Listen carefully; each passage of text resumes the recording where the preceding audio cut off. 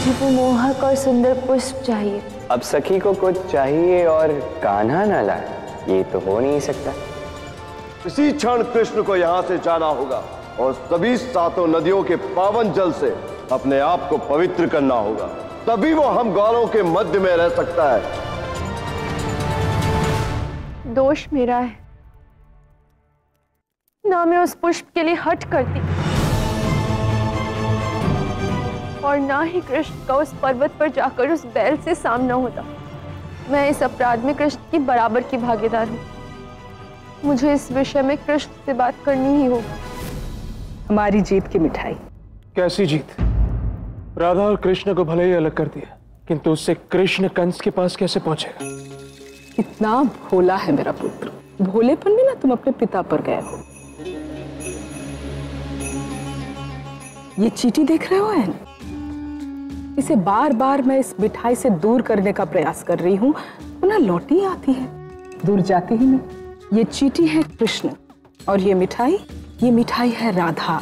वो इसे छोड़कर कहीं नहीं जाने वाला। स्मरण है तुम्हें, नंद ने वृषभान के निर्णय पर प्रश्न उठाया कि कृष्ण का अपराध इतना छोटा तो दंड इतना बड़ा क्यों? हमें केवल इतना प्रमाणित करना है कि वो कृष्ण कहीं नहीं गया। उससे क्या होगा? उससे क्या होगा?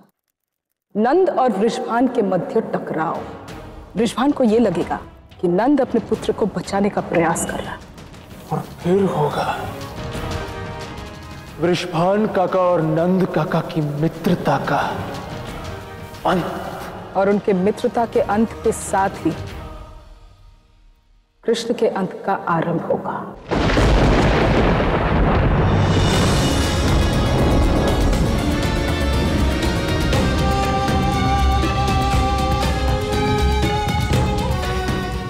किंतु हम उस कृष्ण को ढूंढेंगे कहाँ?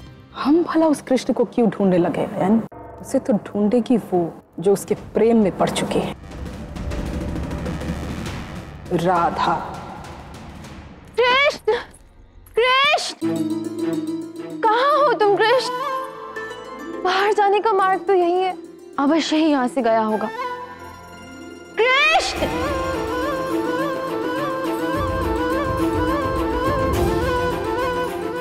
समझ नहीं आता, तुम मौन में अधिक सुंदर लगती हो कि मेरा नाम पुकारते हुए। क्या तुम सच में चले गए कृष्ण? मुझसे एक बार भी नहीं मिले।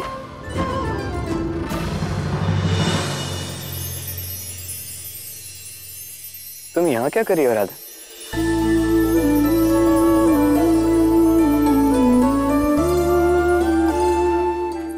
नहीं, रुक जाओ।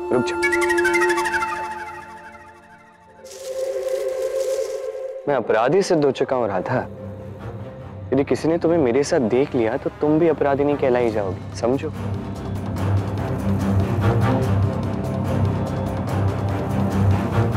तो सच ही कहलाई जाऊंगी ना? तुम्हें उस पर्वत पर जाकर पुष्प लाने को मैंने ही कहा था। यदि अपराध हुआ है तो मैं समान रूप से भागीदार हूं। तुमने पुष्प लाने को कहा था, बैल की हत्या करने के लिए नहीं। वो पाप मैंने किया है और उसका परिणाम भी मैं ही भुगतूंगा राधा। इसका अर्थ तुम मुझे अकेला छोड़कर चले जाओगे? मैं सभी को छोड़कर जा रहा हूं राधा। तुम केवल अपनी बात क्यों कर रही? नहीं जानते? मेरा भय दूर कर सकते हो, माया कर सकते हो, सबके मन की बात पढ़ लेते हो, फिर मुझसे पूछते हो कि मैं तुम्हें क्यों रोक रही हूं? मैं सच में नहीं जानता राधा, क्यों रोक रही हो मुझे, बताओ।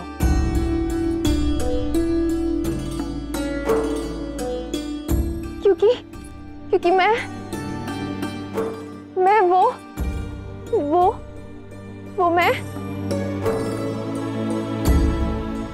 क्या राधा, बताओ। मैं वो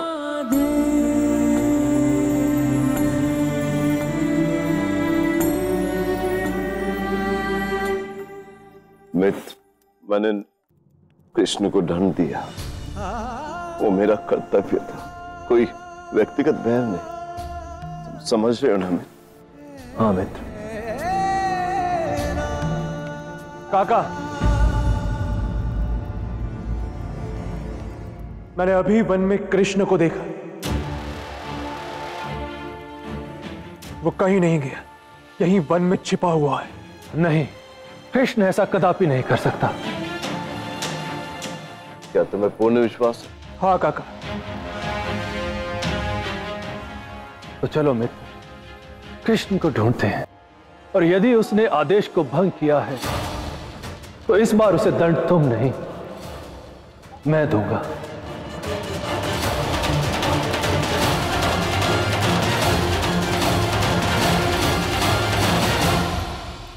हाथी के दांत खाने के और दिखाने के और।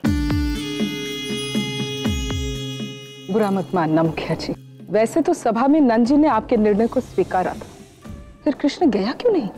अपने बाबा की बात को टाल दे, ऐसा तो वो है नहीं। कहीं ऐसा तो नहीं कि नंद जी ने स्वयं ही कृष्ण को जंगल में छुपा दिया? और नहीं, मेरा मित्र नंद ऐसा कभी नहीं कर सकता।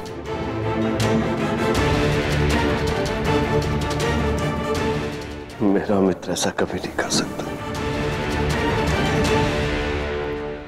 जंगल में आग लगने से सब कुछ भस्म हो जाता है। वन में कृष्ण को देखकर जो आग भड़केगी, उसमें तुम्हारा विश्वास भी जलकर भस्म हो जाएगा वृषभान। बोलो राधा, जब तक तुम नहीं बताओगी मैं तुम्हारी मन की बात कैसे समझूंगा? नारायण तो नहीं हूं ना मैं।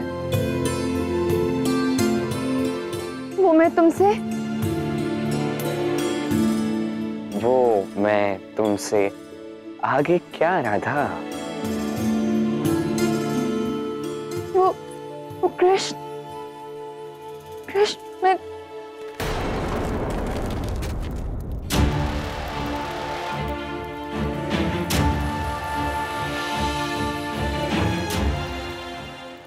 कृष्ण कोई आ रहा है, कहीं छिप जाओ, अन्यथा मुझ में देखकर न जाने क्या करेंगे। भागो कृष्ण, भागो।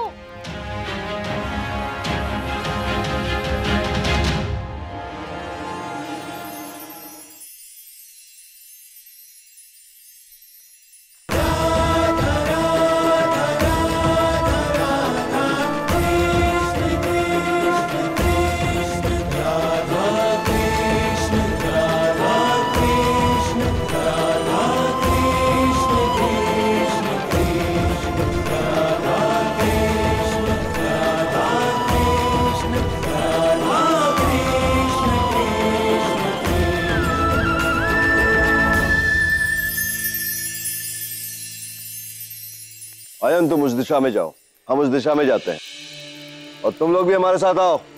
बाबा, मैं इनके साथ जा रहा हूं।